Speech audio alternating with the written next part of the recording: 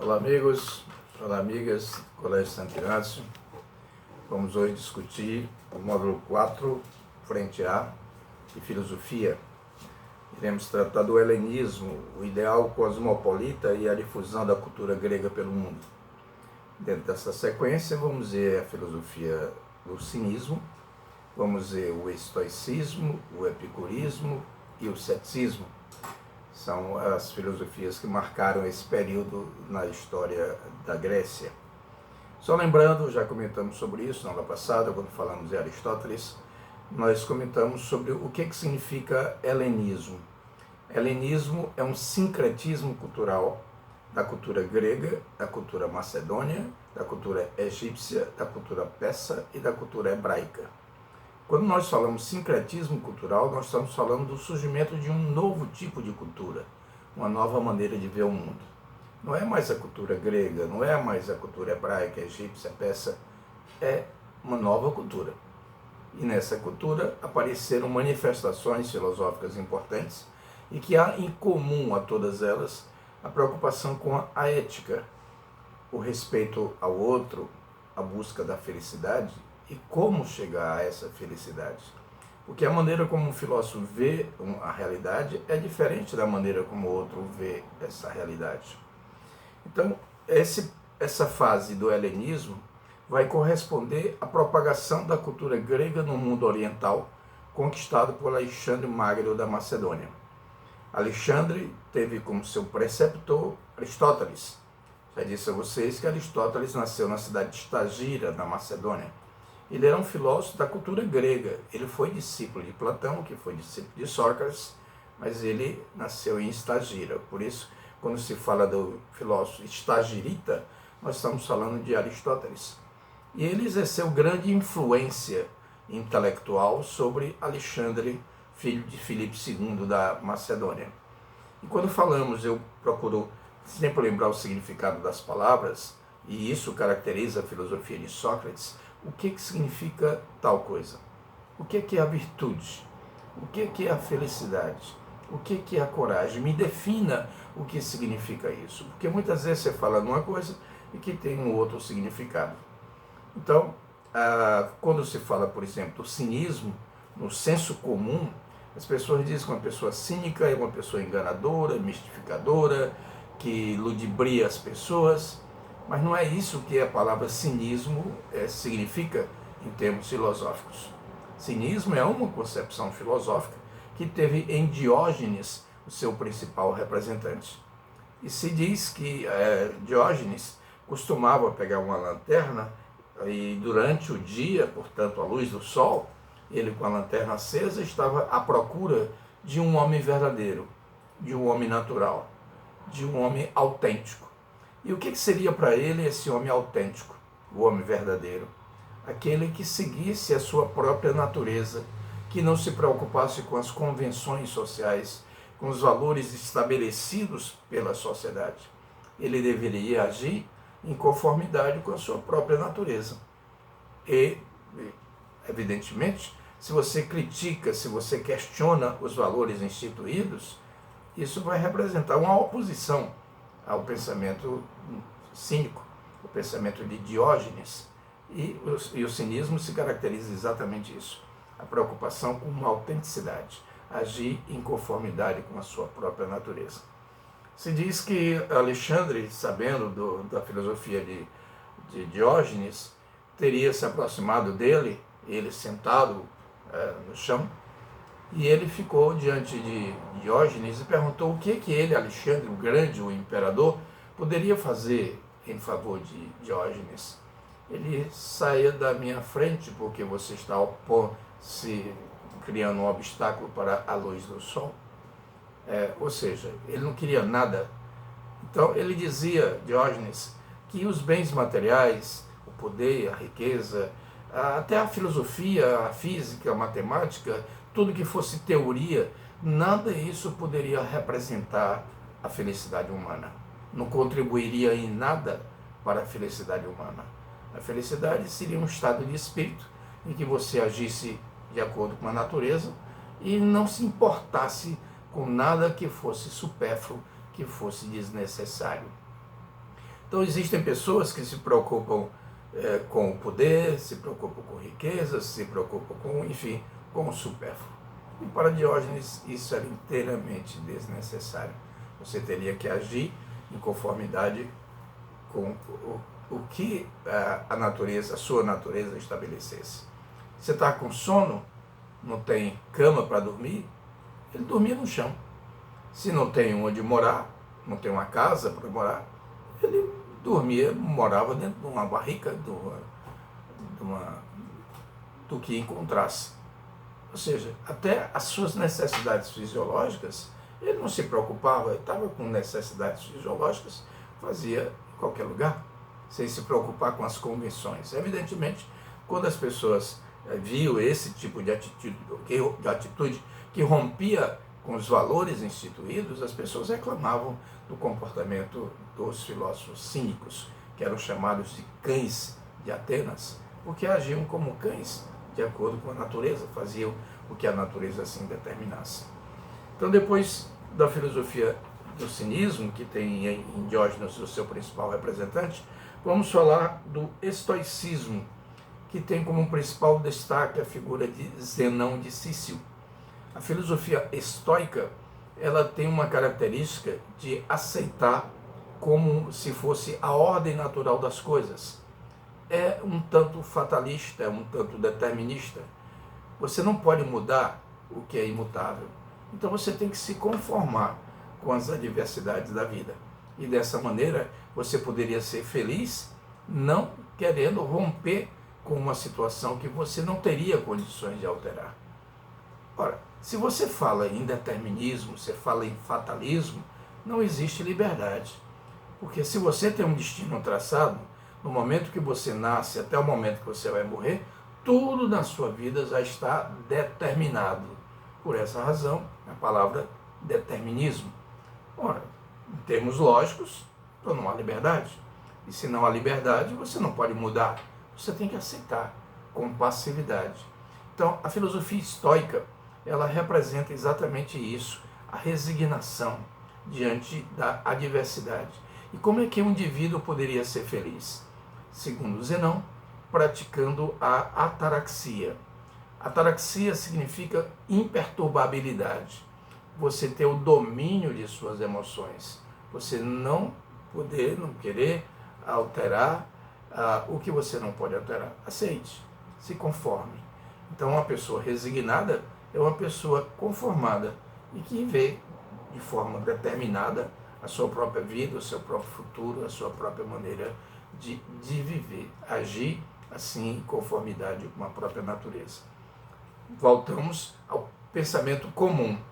A ataraxia, você não se deixar perturbar, você significa para os estoicos que o indivíduo era um microcosmo no macrocosmo.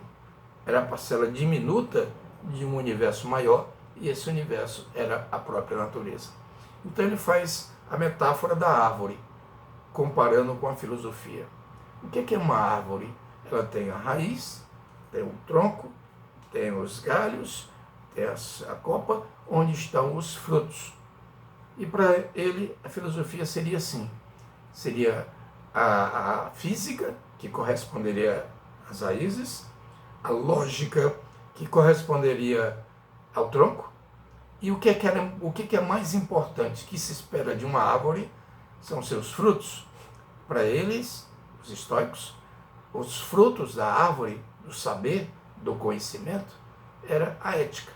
Por isso, o que é mais importante para a filosofia estoica é a ética, a preocupação em ser feliz. Vocês observam que falamos em Aristóteles, ele falava na ética teleológica. Ética teleológica vem de telos, significa fim, objetivo, finalidade. Tudo na vida tem uma finalidade, dizia Aristóteles. Então, para cada uma dessas concepções filosóficas do helenismo, a busca da felicidade era o que havia de mais importante. Dentro desse mesmo contexto, existe uma outra concepção filosófica chamada de epicurismo. Epicuro era chamado o filósofo do prazer. Mas quando falamos em prazer, muitas vezes as pessoas confundem que tipo de prazer buscava Epicuro. Muitas vezes a pessoa lembra do hedonismo. O hedonismo é a busca do prazer, mas um prazer sensual, o prazer dos sentidos, o prazer do corpo, da satisfação de seus desejos. Isso seria uma concepção de prazer bem diferente, bem distinta do que era o pensamento de Epicuro. Ele falava que você teria que ser moderado em seus desejos. Existem desejos para ele que são naturais e necessários. Você está com sede? Você deseja beber água? Isso é necessário, isso é natural. Mas existem desejos que são naturais, mas não são necessários. Eu agora estou com sede, eu estou necessitando beber, mas ao contrário de beber água, eu posso querer beber um champanhe Met Chandon, safra de 2005. Significa o quê? Um desejo que é natural, você está com sede, mas não é necessário que seja um vinho, um champanhe Met Chandon. É desnecessário. Existem para eles desejos que não são nem necessários nem naturais. Você querer o prazer, você querer o poder, você querer uma riqueza desmedida, porque cada vez que você deseja uma coisa e satisfaz aquele desejo deixou de existir, porque já foi atendido, já foi satisfeito, e aí você tem que criar mais outro desejo, e aí é uma constante, ou seja, você nunca estará satisfeito, você nunca estará feliz, porque seus desejos são insaciáveis. Então ele dizia, Epicuro, que você deve ser moderado em seus desejos, agir em conformidade com a razão. E ele procurava mostrar que as pessoas deveriam não temer a morte. Por quê? A morte seria simplesmente o fim da vida. Você nasce, vive e morre. Isso corresponde à natureza das coisas vivas. E não deveria ter medo dos deuses, porque os deuses estariam num outro tipo de mundo que não estariam preocupados com a vida humana. Os deuses não iriam interferir na vida humana, porque era comum naquela época as pessoas fazerem sacrifícios, fazerem oferendas para agradar os deuses, para saciar os deuses, para que os deuses não castigassem as pessoas. Ele dizia que isso era inteiramente sem sentido. Os deuses não estavam preocupados com a vida humana. E uma frase muito conhecida dele, você jamais vai se encontrar com a morte. Porque enquanto você existe, a morte não existe. E quando a morte passa a existir, já é você que não existe mais. Simplesmente é o fim das coisas. Você tem que buscar o prazer, se satisfazer, sobretudo em termos de paz de espírito, de tranquilidade espiritual, do prazer intelectual. Conversar com os amigos, nessa época de pandemia, que nós estamos distantes dos familiares mais distantes, dos amigos que estão mais distantes. Você está só naquele núcleo familiar e você está distante de outras pessoas de sua família, você está distante, eu estou distante dos meus irmãos, eu estou distante dos meus amigos, dos meus filhos casados, dos meus netos. E Epicuro dizia que era fundamental você conviver, você se relacionar com os amigos. Uma das coisas mais importantes para ele era a preservação da amizade. Por isso ele dizia, você jamais deve fazer uma refeição sozinho, porque é um momento de partilhar, compartilhar. Por isso eu chamo as pessoas de companheiro, e as pessoas dizem, a pessoa é do PT.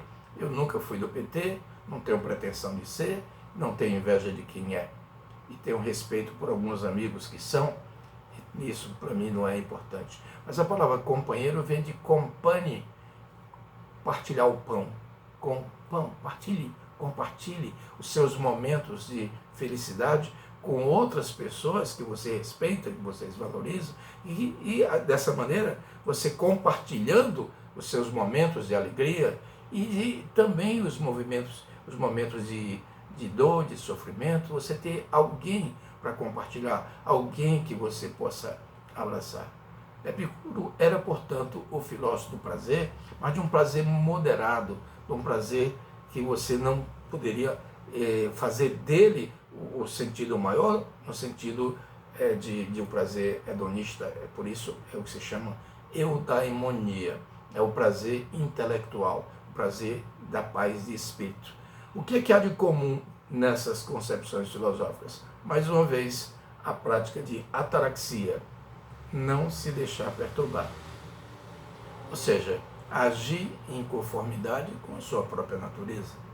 Viver a vida, viver o momento, sem a preocupação com a morte. Depois temos a filosofia cética. O ceticismo é uma concepção de que os grandes nomes do pensamento cético, Pirro, de Elda ou de Ellis, Pirro, ele dizia que você não poderia jamais chegar à verdade. Ou a verdade não existia, ou você não tinha como ter acesso a ela. E já que eu não posso chegar à verdade, eu simplesmente vou praticar o que se chama na filosofia de epoche, ou epoché. Significa suspensão do juízo. Eu não sei. Ora, você não deve emitir juízos de valor, você não pode fazer uma argumentação com base em algo que você não sabe. E lá, tempos depois, o criador da filosofia racionalista, René Descartes, ele ia falar sobre isso. Nada pode ser considerado uma verdade que não seja absolutamente evidente. Se houver uma dúvida, se couber um questionamento que seja, aquilo não pode ser considerado uma verdade. Então, quando se fala do ceticismo, é exatamente essa dúvida, esse questionamento, esse espírito crítico. E, já que eu não sei, eu não vou emitir juízo de valor. Portanto, pratica-se a epoche, pratica-se a suspensão do juízo. Essas concepções filosóficas, enfim, o cinismo, o epicurismo, o estoicismo e o ceticismo tiveram em comum essa característica de a busca do prazer, da satisfação, e você ignorar aquilo que você não pode mudar. Se não pode mudar, você aceita, você acha que as coisas são assim, porque eram para ser assim. Se você, o exemplo clássico do estoicismo, uma criança que está sendo levada pelas águas de um rio, uma pessoa tenta salvar aquela criança e não consegue salvá-la, ele não deve se angustiar, porque ele tentou salvar, mas se não conseguiu salvá-la, é porque tinha que ser assim, estava escrito, estava determinado. Esta é uma concepção de determinismo e que você não pode mudar o que é imutável. Então, são formas distintas de ver a mesma coisa. Então, nós estamos vivendo um momento de pandemia. O que é que diria o estoico? Vamos aceitar. Vai passar. E quando passar, nós vamos abraçar as pessoas que estamos distantes. Vamos aceitar as coisas como as coisas são. Se você não pode mudar, não adianta você querer mudar o que é imutável. Você tem que se cuidar para impedir que você contribua para que a pandemia prospere. Mantenha-se isolado, mantenha-se em casa. Pense nisso, que você está ajudando a manter a sua própria vida e ajudando também as outras pessoas a não se contaminarem. Este é um momento difícil na vida de todos nós, mas aproveitando a filosofia, vamos buscar no isolamento momentos de prazer. Ler um livro, ouvir uma música, estar com a família, é um momento importante que você possa valorizar. Valorize aquilo que você pode aproveitar. E aquilo que você não pode mudar, você aceita. Espera que um dia passe e quando passar, você vai voltar à sua rotina, à sua vida normal. Espero a gente vai se encontrar na próxima aula de Sociologia. Muito obrigado, até a próxima.